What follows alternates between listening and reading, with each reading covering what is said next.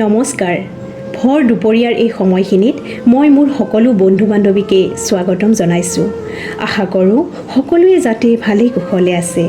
ভৰ দুপৰীয়াৰ প্ৰতিটো খণ্ডত মই আপোনালোকক এটি এটি কাহিনী শুনাম।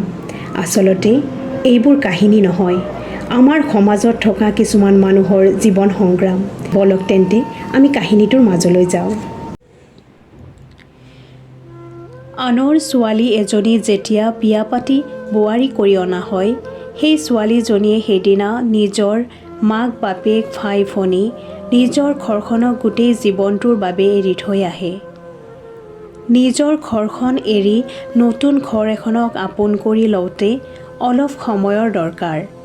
সেই সময়খিনিত যদি নতুন ঘৰখনৰ মানুহখিনিয়ে বোৱাৰীগৰাকীক মৰম আদৰ দিয়ে, তেতিয়া সেই বোৱাৰীজনীয়ে ঘৰখনক লাহে লাহে আপোন কৰি ল'ব পাৰিব। কিন্তু কিছুমান ছোৱালীৰ ক্ষেত্ৰত তাৰ ওলোটাহে হয়। ৰশ্মি এগৰাকী মাক বাপেক নোহোৱা ছোৱালী। ৰশ্মি আৰু ৰশ্মিৰ দাদেক ৰমেশ দুয়োকো খুৰা খুৰীমাকে ডাঙৰ দীঘল কৰিছিল। খুৰাকে আনৰ ঘৰত দিন হাজিৰা কৰি কিবাকৈ পৰিয়ালটো পোহপাল দিছিল। খুৰাকৰ নিজৰো ল'ৰা ছোৱালী দুটা আছিল। চাৰিটা ল'ৰা ছোৱালীক পঢ়াই শুনাই ডাঙৰ কৰাটো খুৰাকৰ বাবে অসম্ভৱ হৈ পৰিছিল। ৰমেশৰ তেতিয়া 14-15 বছৰীয়া হৈছিল মাত্ৰ, কিন্তু সি খুৰাকৰ অভাৱবোৰ বুজি পাইছিল।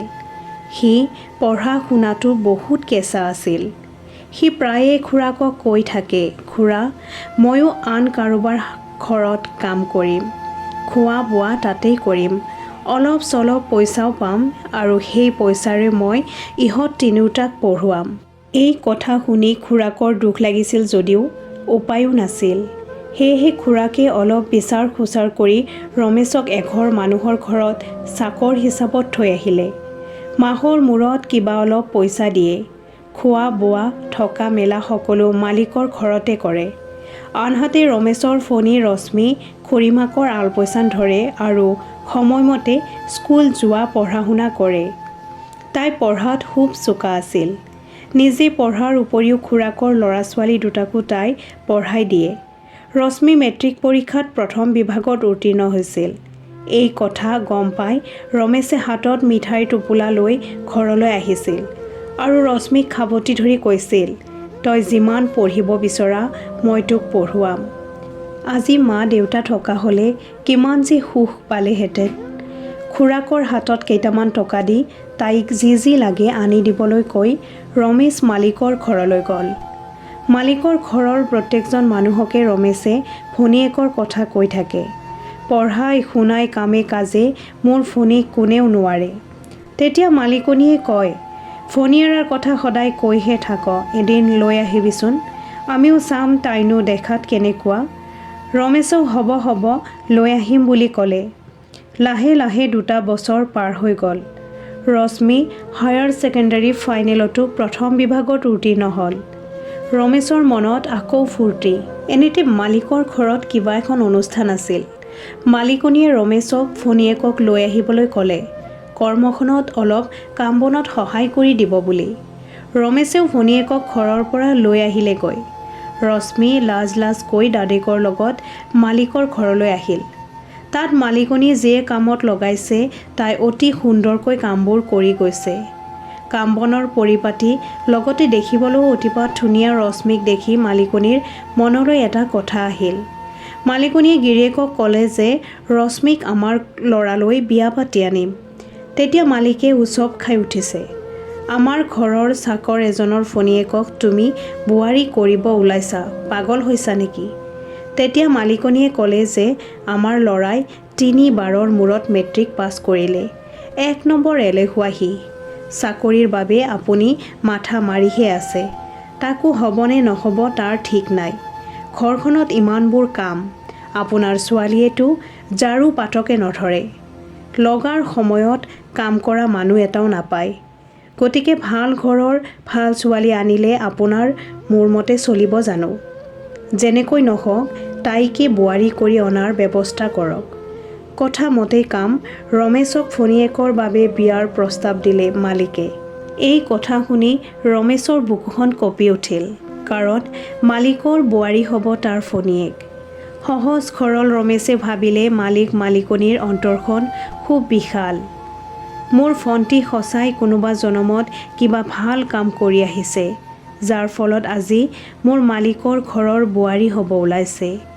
যিহেতু মালিকৰ ফালৰ পৰা প্ৰস্তাৱ আহিছে, নাকচ কৰাৰ কোনো কথাই নাই। সি ঘৰত কথাটো জনালে সকলোৰে মনত আনন্দ।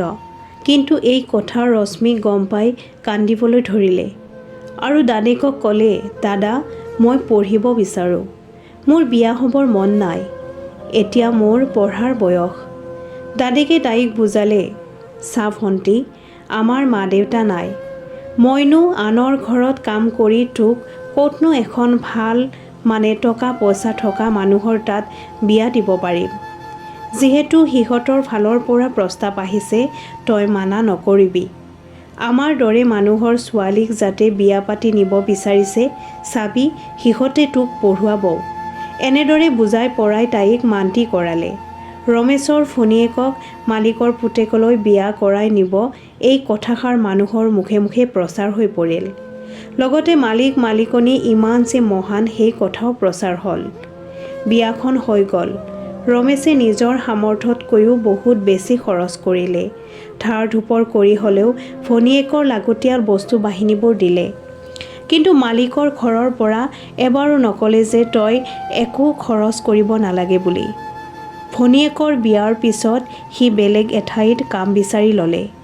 বিয়াৰ পিছদিনাৰ পৰাই ৰশ্মি শহুৰহঁতৰ ঘৰৰ মানুহবোৰৰ ব্যৱহাৰত বুজি পাইছিল যে সিহঁতে তাইক বোৱাৰী নহয়, সিহঁতৰ ঘৰৰ চাকৰৰ ফণীয়েক বুলিহে ভাবে। গিৰিয়েকৰ ব্যৱহাৰো তাইৰ প্ৰতি সিমান ভাল নহয়। একমাত্ৰ ননদজনীও কোনো দিনেই তাইক বৌ বুলি নামাতিছিল।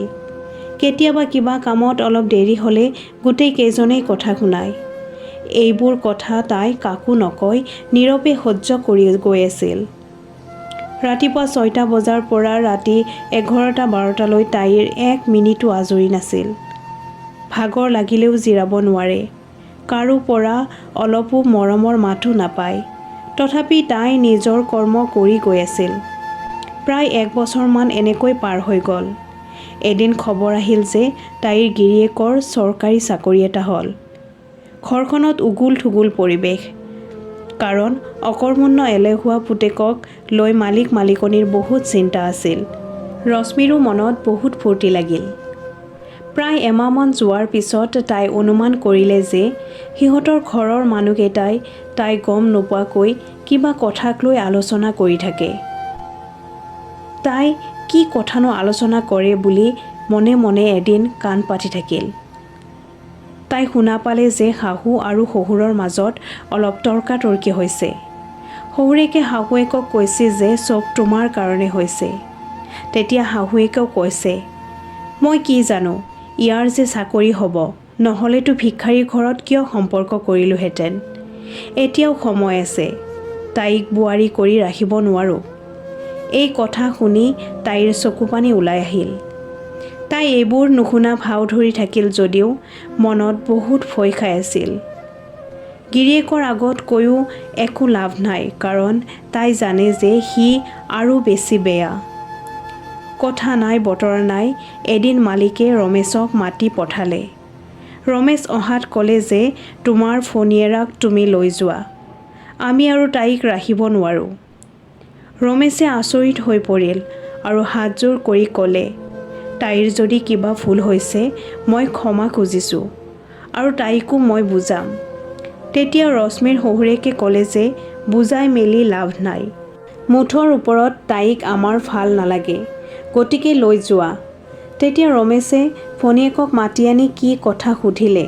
তাই কান্দি কান্দি সকলোবোৰ কথা কৈ গ'ল। ৰমেশে জানে যে তাৰ ফণীয়েকে মিছা কথা নকয়। সি ক'লে, আপোনালোকে সমাজ পাতি মোৰ ভণ্টিক বিয়া পাতি আনিছে, গতিকে লৈ যা বুলি ক'লেই যে মই লৈ যাম সেয়া কেনেকৈ হ'ব।